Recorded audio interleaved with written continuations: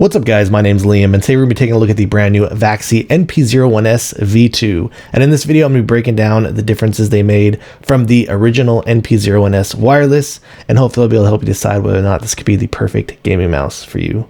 So let's check it out.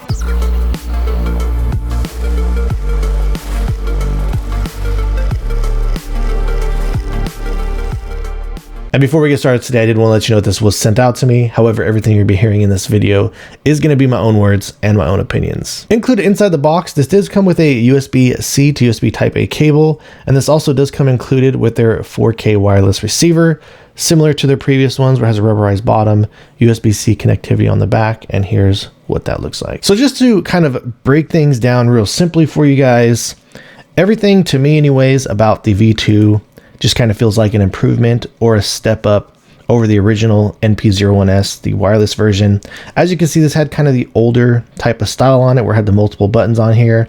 This one had a 2 millisecond debounce setting for the click latency on the lowest setting, and everything over here on this side has been updated for the overall functionality of it. Again, this one does go up to a 4000 hertz wireless polling rate, and they do have the L, M, and H over here. This is for the click to bounce setting. If you set it to the L setting, which is what it should come out of the box, that is going to be closer to a 0 milliseconds click to bounce setting.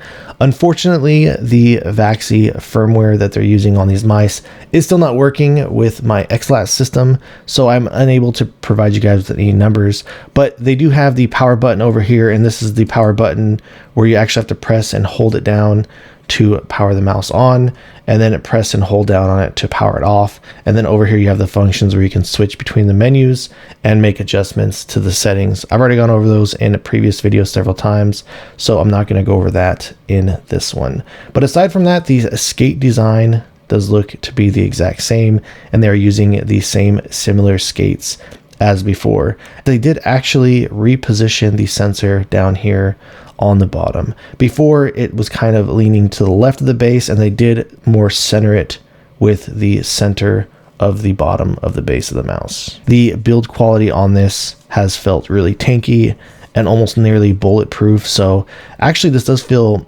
probably even a little bit more solid than before. I felt like before I got a little bit more bend, and I can even activate the side buttons. This one, I'm trying to squeeze really hard there, and I can't even get any actuation on the side buttons. So this shell does actually feel a little bit more solid, where this one just kind of felt a little bit more softer, even though I've always really liked the build quality on these mice in general. And then another thing that they kind of modified over here is the design on the side buttons. They didn't have a gap here before. Now they do have a gap. But when it comes to the coating, the same typical Vaxee coating that they always use on their mice.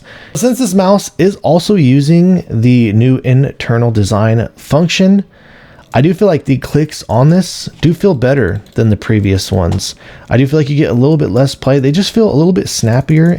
And these clicks on here, they just feel really good and easy to spam. You get like no pre-travel at all. If you come up here in the front, you can get just a little bit, and you can actually make contact with the base, but if you click in the middle, you get a really natural feeling bottom out. Just very minimal left to right there, nothing that I've noticed at all in game.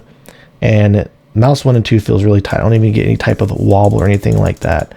So the one thing about this mouse is the clicks feel very consistent no matter where you click it from, all the way around, from front to back. It's even very easy to spam back here in the rear. The scroll wheel doesn't feel that far off from the first one. Kind of has a pretty similar scroll feeling just in general. It has this very grippy rubberized ring on it, and the center click is easier to spam there. If you do notice, it does have an LED up here in the front this time. But then when it comes to the side buttons also feel pretty similar as before. Just a very minimal amount of play back here in the rear. But the side buttons on these Vaxee mice, for me, have always felt really great. You get almost no play here in the front. Not a whole lot of post travel either. Hits a pretty solid wall. You can get just a little movement on these back and forth, but nothing that I really noticed as I've been using them. So yeah, side buttons on this even feel really good. So let's go ahead and check out the click quality sound check, and I will even go ahead and throw in the original NP-01s to see if you guys can hear the difference.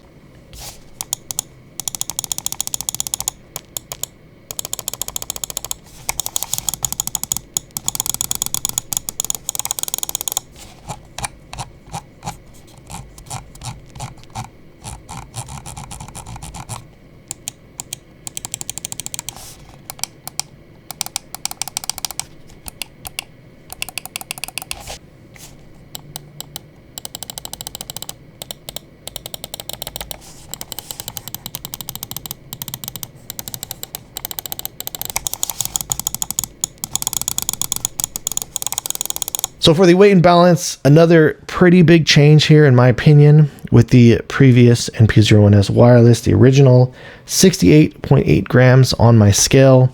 Everything about the balancing of this really does feel spot on. They did a fantastic job with just making sure that the weight is really evenly distributed throughout this mouse just in general, and is coming in on my scale at 57.1 grams. All right, guys, so that wraps things up on the Vaxee NP-01s V2. If you're at all a fan of the original NP-01s, I would go ahead and categorize this mouse as a must-have.